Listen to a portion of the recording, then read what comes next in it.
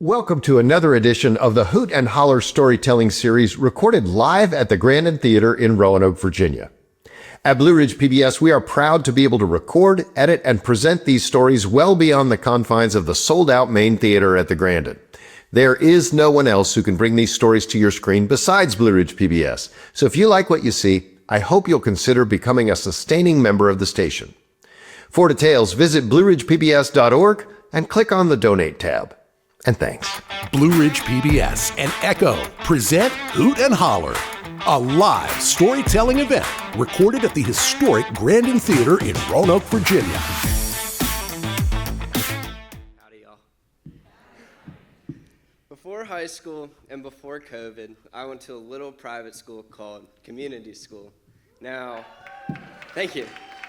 Now, if you haven't heard of it, it's the kind of place where there aren't any strangers.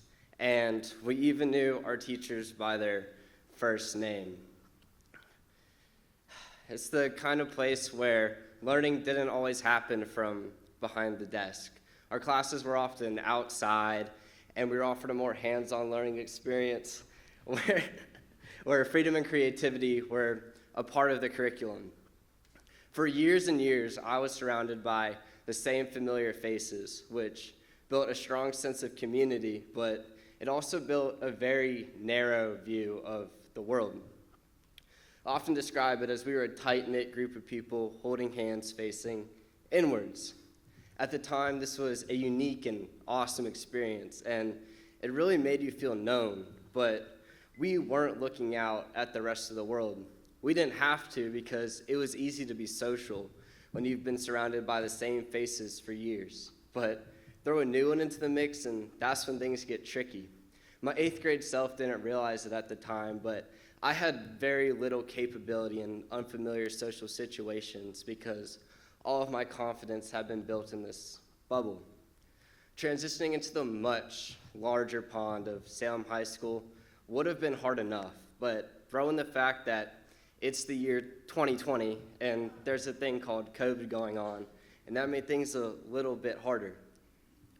I went from being familiar with every face to not recognizing a single one beyond the mask. The hallways were full of kids my age, but I never felt more isolated. I didn't know how to talk to people.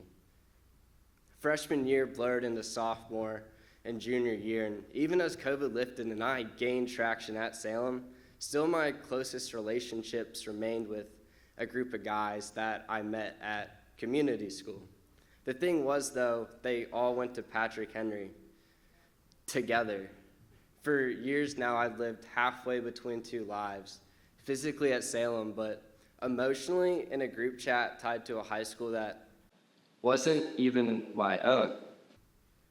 Before my senior year had officially taken place, I decided that I was ready for a little change.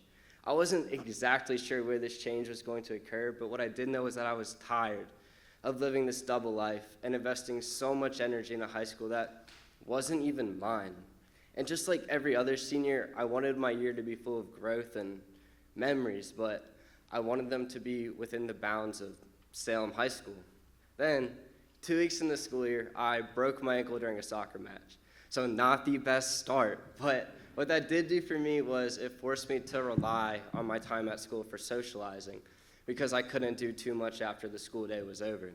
Then one day, a buddy of mine that sat next to me in class asked if he could borrow my hoverboard for a skit that he was performing at Young Life Club. I said yes on the condition that he'd take me too, out of boredom and curiosity. I had never been to Young Life before, and I didn't know what I was getting myself into. When I told my mom that I was going, she said that it was a cult. So I at least knew that it would be a somewhat interesting experience.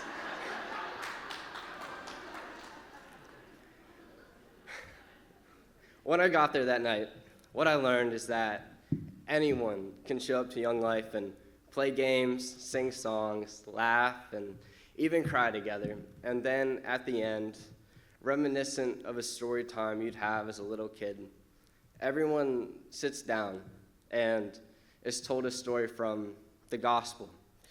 Now, this night wasn't life-changing in any dramatic sense, and if I'm being honest, I really don't remember all the details that well. But what I do remember is how I felt. I felt like I was on top of the world because the people that I met there that night were the people that I had been searching for since the bus dropped me off at Salem High School in 2020.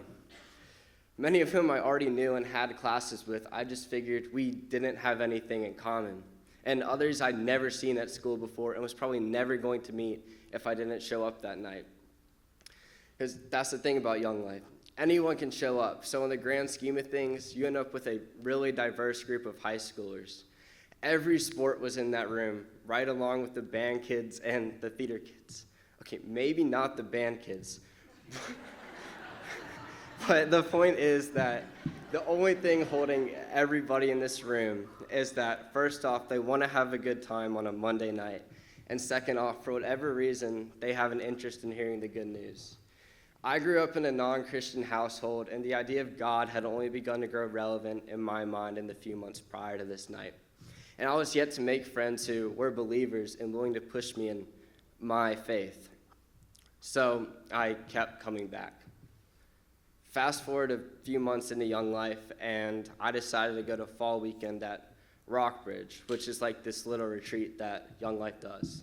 And on the second night, they have this really cool tradition where all at once, every kid goes outside for 15 minutes of silence. At first, I thought the jokes of Young Life being a cult were true and that I should have listened to my mom, but then as I went outside, I felt as the world around me froze. I was surrounded by hundreds of kids who just moments ago were playing games together, and now everyone's left with their own individual thoughts and room for God. I made my way through the dark, cold November night to a secluded place by the lake shore, and there I looked up at the stars and out at the glistening water and just thought to myself how I'd ended up here.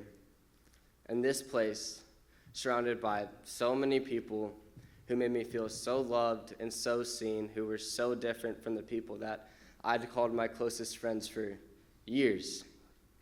And then I asked God if he were really there and if what all these people were preaching was true, that he'd show me a sign.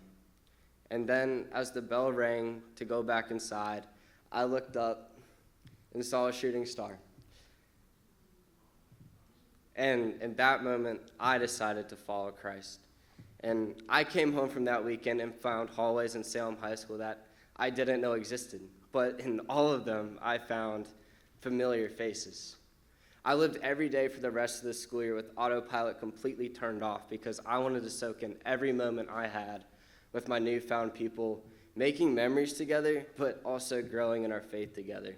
We read the Bible, learned from it, practiced what we learned, and did that time and time again. And we weren't looking for all the answers because we didn't think it had to be that complicated. What we really wanted to understand was love, because Christ loves us so much that he died for us, and to follow him is to recognize that love and to let it pour from you. It's to see others how he sees them, to show up for others when they're hurting, to forgive when it's hard, and to not let anybody feel unloved or unseen. And there's a lot of that needed in our high schools today.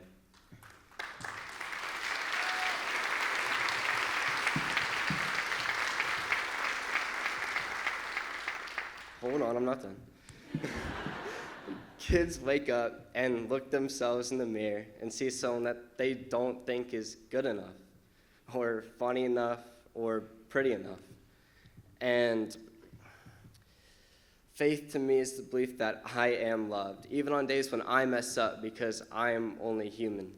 We are all only human, and we will never be perfect, no matter how hard we try. And that's the beauty of life. My friends and I built stories together every day, no matter how good or how bad, and we did it with a smile on our faces, spreading the love of Christ as we went. After graduation, I figured Young Life was to be a thing of the past. It had come and served its purpose in planting these seeds in my life, but what was Young Life without Salem?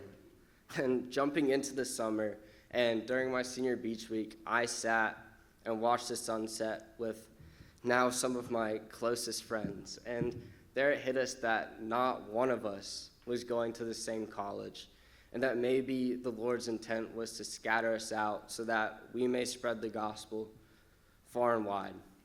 And in that moment, I decided that I wanted to become a Young Life leader. And for y'all that don't know, one really cool thing about Young Life is that all the leaders are just college kids. When I got to Virginia Tech, I had absolutely no trouble finding my people, unlike when I was a freshman in high school. And then again, I found myself back at Rockbridge for another fall weekend. And during this go-around of the 15 minutes of silence, I made my way back to the same spot by the lakeshore. And there I thanked God for all the places I've been, people I've met, and changes in my life that have occurred since the last time I sat by this water. And here's the cool part.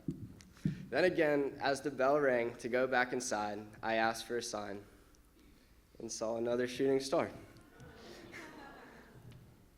Today, I stand in front of you wearing this Narrows High School shirt because it is where I was placed to lead Young Life in the New River Valley earlier this semester. And Young Life Club in Narrows is no different than it is in Salem or anywhere else in the fact that any kid, no matter who they are, is invited to show up as they are.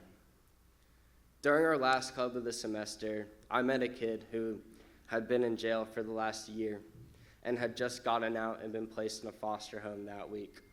He came because it was something that he had control over. Narrows is a community full of fractured homes, and often kids don't live with either one or both of their biological parents. It's the kind of place that you probably wouldn't want to spend any more time in than you'd have to. It's the kind of place where it's hard to find love. And Young Life Club in Narrows is a safe haven where kids know that they can come and feel loved and feel seen. And there I hold hands with my kids facing outwards, inviting anyone who peeps an eye at us to join. Thank you.